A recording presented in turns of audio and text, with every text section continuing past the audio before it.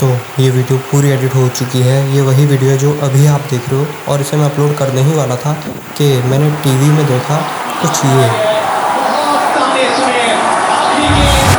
RCB यानी royal Challengers Bengaluru.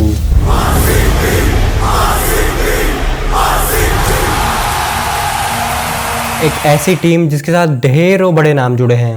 What a performance from Chris Gayle. Abraham Benjamin de Villiers. Virat Kohli, you beauty, gets 100. काफी सारे records.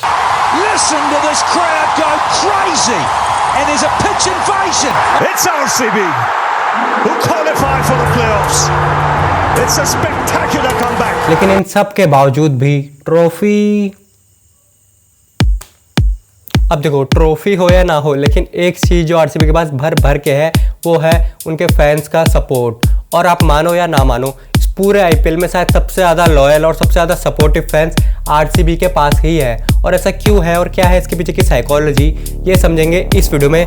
मैं cricket पे नहीं psychology पे वीडियो बनाता हूँ, लेकिन इस वीडियो में समझेंगे आरसीबी के पीछे की साइकोलॉजी। और साथ ही साथ इस वीडियो के लास्ट में ये भी आपको बताऊंगा कि क्यों शायद आरसीबी को कभी भी आईपीएल ट्रॉफी नहीं जीतनी चाहिए।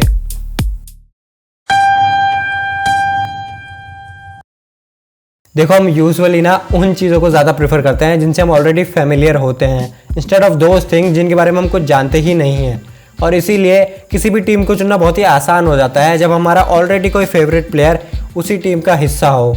जैसे कि MS धोनी के फैंस इक्वल्स टू CSK के फैंस, रोहित शर्मा के फैंस इक्वल्स टू MI के फैंस। और इसी तरह आरसीबी की इस मैसिव फैन फॉलोइंग का एक बहुत इंपॉर्टेंट रीज़न है one and only Virat Kohli. देखो 2016 में जब मैंने पहली बार आईपीएल देखा था ना, तो मैंने खुद भी विराट कोहली और AB डिविलियर्स को देखकर ही आरसीबी का फ़ैन होना चूज़ करा था। अब आई नो अब हम एज अ फैन आरसीबी इस टीम से ज़्यादा कनेक्टेड है, लेकिन शुरुआत में हमारे इस टीम को ज्वाइन करने का मेन रीज़न कहीं ना कहीं ये प्लेयर्स ही रहे हैं।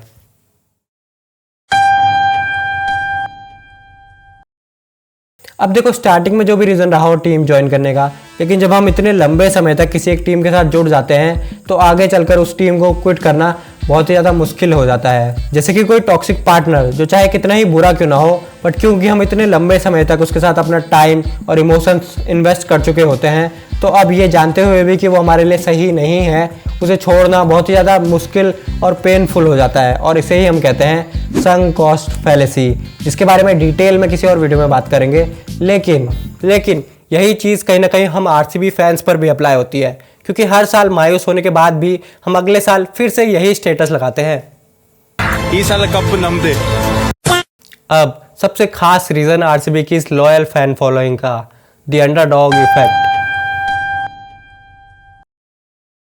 यानी वही इफेक्ट जिसकी वजह से सुपरमैन से ज़्यादा बैटमैन के फैंस हैं। क्योंकि हम उन चीज़ों से ज़्यादा रिलेट नहीं करते जो एकदम परफेक्ट होती है, बल्कि उन चीज़ों से करते हैं जो हमारी ही तरह लिमिटेड होती है, जो हमारी ही तरह गिरती है, संभलती है और एक बार फिर से कोशिश करती है। Because perfection inspires but struggle connects. और आरसीबी तो स्ट्रगल का फुल टाइम सब्सक्रिप्शन है। मतलब इतने सारे नियर मिसेस, इतने सारे मीम्स, इतने सारे ट्रोल्स के बाद भी हम अगले साल फिर से कोशिश करने आ ही जाते हैं। हाँ, हम तो हैं ही कुत्ते के तुम। लेकिन शायद इसी रीज़न की वजह से आरसीबी को कभी भी आईपीएल ट्रॉफी नहीं जीतनी चाहिए। क्योंकि देखो, एक बार आरसीबी ट्रॉफी जीत गई ना, तो फिर वो आरसीबी द चोकर नहीं, आरसीबी द चैंपियन बन जाएगी। और फिर क्या होगा इन मीम वालों का, या फिर क्या होगा इन ई साला कप नमने वाले ट्रेंड का। अब देखो, ऐसा भी हो सकता है कि ट्रॉफी जीतने के बाद हम आरसीबी फैंस का सपोर्ट और भी ज़्यादा स्ट्रांग हो जाए चेन्नई और मुंबई के फैंस की तरह। क्योंकि आफ्टर ऑल हम हैं तो इंसान ही, और इंसान कब क्या कर दें किसी को नहीं पता। मतलब यही जानने की कोशिश तो करते हैं इस चैनल में, इसीलिए सब्सक्राइब कर लो और इस वाली वीडियो को भी ज़रूर से देख लेना। लेकिन एक बात तो तय है कि जब भी आरसीबी ट्रॉफी जीतेगी, मतलब ऑफकोर्स जीतेगी, वो दिन देखने लायक ज़रूर होगा। और हो सकता है वो दिन इसी बार आ जाए।